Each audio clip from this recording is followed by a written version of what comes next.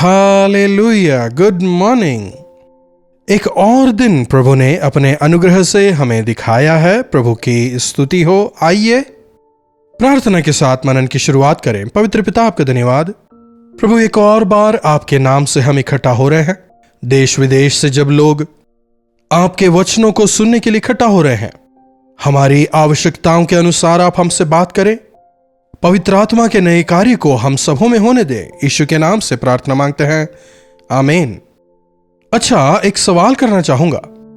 प्रभु पर क्यों विश्वास करते हैं आप? प्रभु यीशु मसीह पर क्यों विश्वास करते हैं? क्यों आप प्रभु की आज्ञा मानकर जीवन बिताते हैं? क्यों अपनी जबान पर लगाम लगाते हैं? क्या प्रभु के वचनों के अनुसार जीते हैं या नहीं?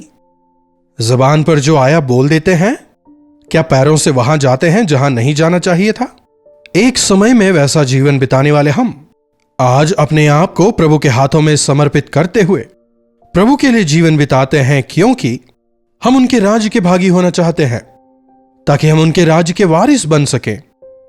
और मसीही जीवन का सार भी यही है, न कि सांसारिक आशीषें और सांसारिक जरूरतों का पूरा होना, बल्कि प्रभु के राज्य का वारिस होकर अनंत जीवन पाना। कितने लोग स्वर्ग जाना चाहते हैं? यह सवाल अगर आप किसी से भी पूछें, सभी हामी भरेंगे, कोई भी ना नहीं कहेगा, है ना? क्योंकि नरक एक भयंकर स्थान है, इसलिए सभी स्वर्ग जाना चाहते हैं। स्वर्ग में है क्या? हां, वहां पर सोने की सड़कें हैं, वहां ना रोना है, ना दांत पीसना, ना बीमारी, ना कोई और परेशानी। क्या इसीलिए स्वर्ग जाना चाहते हैं? वहां भी स्वार्थी हैं। उस स्वर्ग इसीलिए जाना है क्योंकि वहां प्रभु है। प्रभु के साथ जीवन बिताने के लिए हमें वहां जाना है। प्रभु के साथ रहते हुए अनेकों अनगिनत स्वर्गदूतों के साथ मिलकर प्रभु की आराधना करते हुए हमेशा हमेशा के लिए जीवन बिताने के लिए हमें वहां जाना है। और यही आशा हमें होनी चाहिए। लेकिन जाने के लिए यहां हमें तैयार होना होगा ना? मसीह के लहू से धुलना होगा, स्वच्छ मन को बनाए रखना होगा। क्या आपने कभी भजन 15 पढ़ा है? आज मैं आपके लिए इस पूरे भजन को पढ़ना चाहूंगा। पूरा मतलब केवल 5 ही आयतें हैं। सुनिएगा।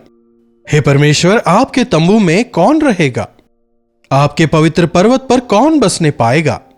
वह जो खराई से चलता और धर्म के काम करता है और हृदय से सच बोलता है, जो अपनी जबान से निंदा नहीं करता और न अपने मित्र की बुराई करता है, न ही अपने पड़ोसी की निंदा सुनता है। वह जिसकी दृष्टि में निकम्मा मनुष्य तुच्छ है और जो यहोवा के डरवैयों का आदर करता है, जो शपथ खाकर बदलता नहीं, चाहे हानि उठानी पड़े, जो अपना रुपया ब्याज पर नहीं देता और निर्दोष की हानि करने के लिए घूस नहीं लेता। जो कोई ऐसी चाल चलता है वह कभी भी ना डगमगाएगा, और कभी ना डगमगाने वाले प्रभु परमेश्वर के राज्य के वारिस बनेंगे। समझ रहे हैं? अगर हम स्वर्ग में प्रभु के साथ रहना चाहते हैं तो प्रभु के मन को समझकर प्रभु की इच्छा के अनुसार इस संसार में जीना होगा। यहां क्या लिखा है? हे परमेश्वर, आपके तंबू में कौन रहेगा? फिर आगे, आपके पवित्र पर्वत पर कौन बसने पाएगा? इसके जवाब में 4 बिंदुओं को हम देखते हैं। सबसे पहला, जो खराई से चलता और धर्म के काम करता है।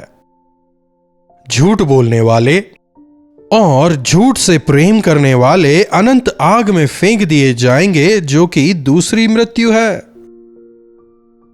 मुंह से केवल झूठ निकलता है, लेकिन हम भी स्वर्ग जाएंगे? जी नहीं। प्रभु कहते हैं कि मैं ही मार्ग, सत्य और जीवन हूं। तो प्रभु के मार्गों में पूरी सत्यता से जीने वाले ही प्रभु के राज्य के भागी होंगे। वह जो खराई से चलता और धर्म के काम करता और हृदय से सच बोलता है। फिर दूसरा पॉइंट, अपनी जीभ से निंदा नहीं करता। निंदा या चुगली, इधर की बात उधर और उधर की बात इधर। काफी दुखद है यह देखना कि मसीह की संतानों के बीच आज यह चुगलखोरी काफी आम बात हो गई है।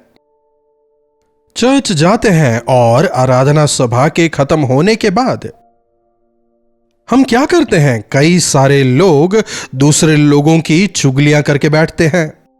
व्यक्तिगत तौर पर आप उन्हें ना जानते हो, लेकिन कानाफूसी करना, अरे हमने ऐसा सुना था कहकर दूसरों की निंदा करते हैं। अगर आप दूसरों को नीचा दिखा रहे हैं, मतलब अपने आप को ऊंचा कर रहे हैं ना, और जो अपने आप को ऊंचा करेगा नीचा किया जाएगा।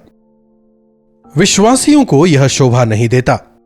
फिर बच्चों की आलोचना, अरे बच्चों की आलोचना करने से क्या होगा? जैसी परवरिश होगी बच्चे भी तो वैसे ही होंगे। क्या आपके बच्चों में आपका स्वभाव नजर नहीं आएगा? अपनी जीभ से निंदा नहीं करता और ना मित्र की बुराई ही करता है। जिस चीज को आपने नहीं देखा, जिस चीज को आपने अपनी आंखों से नहीं सुना, उसके बारे में बात करने की आपको क्या जरूरत है? किसी ने कुछ कहा तो आपको उसे आगे फैलाने की क्या जरूरत है? आज तो यह और भी आसान हो गया है। एक जमाने में इधर की बात को अगर उधर पहुंचाना हो, इंटरनेट नहीं था ना, फोन नहीं, इंस्टा नहीं, कुछ नहीं, इसलिए कुछ भी फैलाना आसान नहीं होता था। न्यूज हो या फेक न्यूज, फैलाना आसान नहीं था। जी हां, लेकिन आज कितना आसान हो गया है ना। बस एक क्लिक की देरी है, तुरंत सब कुछ वायरल हो जाता है। और अगर किसी झूठी चीज को फैलाने में आपका भी भाग हो, तो प्रभु आपसे प्रसन्न नहीं होते। अपने जीभ से निंदा नहीं करता, ना अपने मित्र की बुराई करता है, ना ही अपने पड़ोसी की निंदा सुनता है। दूसरों की निंदा सुनने में कितना मजा आता है ना। अरे चटकारे लेकर उसे सुनने के बजाय अपने आप को जांचें, परखें। इसमें आपका कोई योगदान तो नहीं है। विडंबना देखिए, निंदा करना, निंदा सुनना आज एक काफी सामान्य बात बन चुकी है। अरे आखिर तुमने वो किया क्यों? जवाब क्या मिलेगा जानते हैं? उसने भी तो किया था ना। तुमने उससे सवाल नहीं किया, उससे नहीं पूछा, तो फिर मुझसे क्यों पूछ रहे हो? सवाल क्या था और जवाब क्या मिला? प्रभु के एक सेवक कहते हैं, जब हम दूसरों की गलतियां निकालना शुरू करते हैं, धीरे धीरे करके प्रभु से दूर होते चले जाते हैं। प्रेम अनेक दोषों को छुपाता है, इसलिए ईश्वरीय प्रेम से प्रेम करो, वचन हमें बताता है। दूसरों की आलोचना करना, दूसरों पर इल्जाम लगाना और अपनी गलतियों को छिपाना, यह शैतान का काम है। प्रभु की संतान अपने आप को परखते हैं, दूसरों को क्षमा करते हैं, तो ये ना निंदा करता है, ना बुराई करता है, ना निंदा सुनता है। फिर अगला, उसकी दृष्टि में निकम्मा मनुष्य तुच्छ है और वे यहोवा के डरवैयों का आदर करता है, उनका सम्मान करता है, और वह शपथ खाकर बदलता नहीं, चाहे हानि उठानी पड़े, चाहे उसे नुकसान हो रहा हो, दुख हो रहा हो, वो नहीं बदलेगा। हमारे प्रभु यीशु मसीह भी वायदा खिलाफी नहीं करते। अगर हमें उनकी संतान होना है तो वायदा खिलाफी आप भी कभी ना करें। अगर कोई भी वायदा आपने दिया है, हर कीमत पर उसका पालन करें। आप में सच्चाई हो ताकि लोग आप पर यकीन करें। कितने लोग आज वायदा खिलाफी करते हैं। अरे वो तो तब कहा था, आज ऐसा थोड़ी हो सकता है कहकर वायदा खिलाफी करते हैं। प्रभु के संतानों की हां हां हो, ना ना हो। फिर अगला, अपना रुपया ब्याज पर नहीं देता। आज हर किसी को फायदा चाहिए ना, पैसों को ब्याज पर चढ़ाकर अमीर बनने की ख्वाहिश। लेकिन एक वास्तविक प्रभु की संतान कर्ज देता है, पैसे देता है, लेकिन कभी ब्याज नहीं वसूलता। कई लोग जो यह काम करते हैं, ब्याज का काम है ना। अरे जब बैंक ब्याज वसूलता है तो हम क्यों नहीं ले सकते? न्यायोचित ठहराने की कोशिश करते हैं। आजकल बैंक भी कम नहीं है, यह अलग बात है, लेकिन ब्याज दर थोड़ी कम होती है ना। बैंक में ब्याज दर कितनी होती है मुझे नहीं पता, मैंने कभी लोन लेने की कोशिश नहीं की। जो भी हो, मेरे कहने का तात्पर्य यह है, जब एक इंसान जरूरत में होता है, आप मदद के बहाने पैसे देकर उस पर 10%, 15%, यहां तक कि 20%, अरे पहले से ही वो व्यक्ति परेशानी में है, फिर उस पर इतना अधिक ब्याज। वो इंसान कैसे चुकाने पाएगा? सोचिए, वो गरीब होता जाता है, आप अमीर होते जाते हैं। अगर कोई जरूरत में है तो आप उसकी मदद करें, लेकिन उसका फायदा उठाने की कोशिश ना करें। प्रभु के संतान दयालु और प्रेमी होते हैं, ना कि दूसरों से छीनने वाले। देने वाले होते हैं, ना कि छीनने वाले। स्वर्ग जो है वह प्रेम भवन है, प्रभु के संतानों से भरा हुआ स्थान। प्रेम नुकसान उठाता है, नुकसान करता नहीं है। प्रेम त्यागपूर्ण होता है, वो पैसों को ब्याज पर नहीं चढ़ाता, निर्दोष की हानि के लिए घूस नहीं लेता। घूसखोरी हर चीज के लिए। घूसखोरी आज उसका एक नया नाम दिया गया है, कमीशन। घूस या ब्राइब ओल्ड फैशन हो गया है, आज वो कमीशन हो गया है। हां, कमीशन। मेरा हिस्सा कहां है? अरे आपका हिस्सा कहां से आ गया? आपका हिस्सा, आपका हिस्सा उसमें था ही नहीं ना।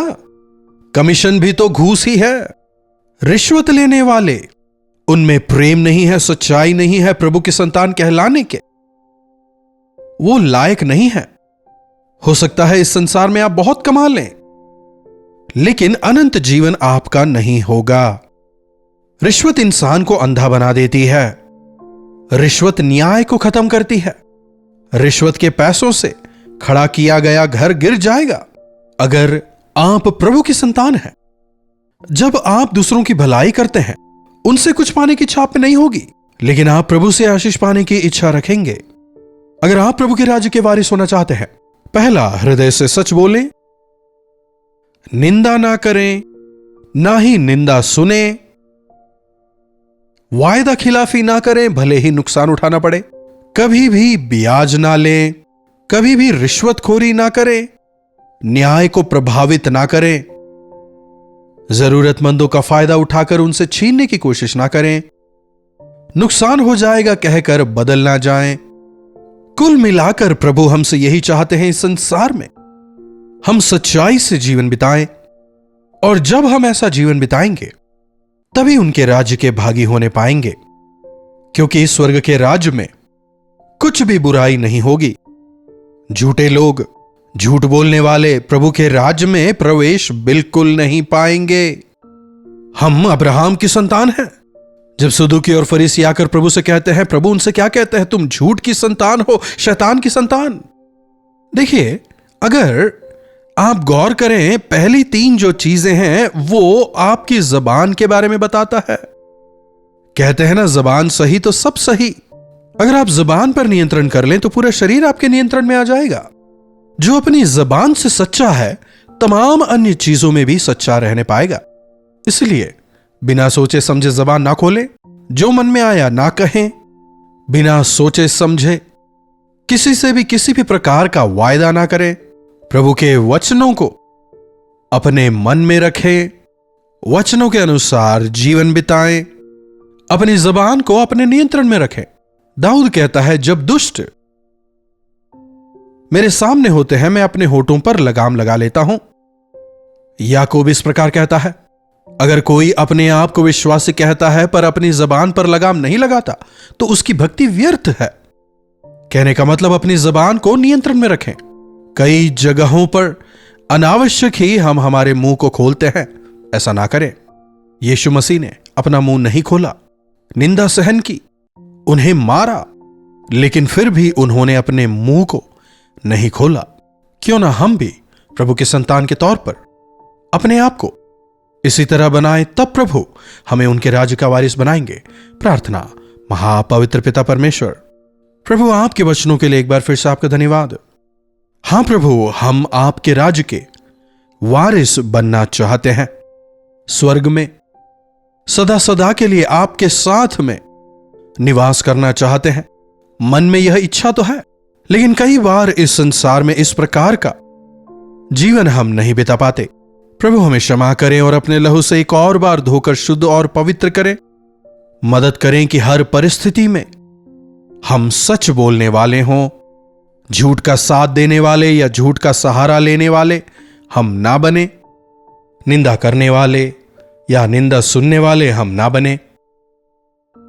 आपके अन्य संतानों का सम्मान करने वाले हम हों, वायदा खिलाफी करने वाले, अपनी जबान से मुकरने वाले हम ना बने, ब्याज लेने वाले, रिश्वतखोरी करने वाले हम ना बने, बल्कि हर एक कदम पर प्रेम, दयालुता और नम्रता के साथ आपको प्रतिबिंबित करने वाले हम हो जाएं।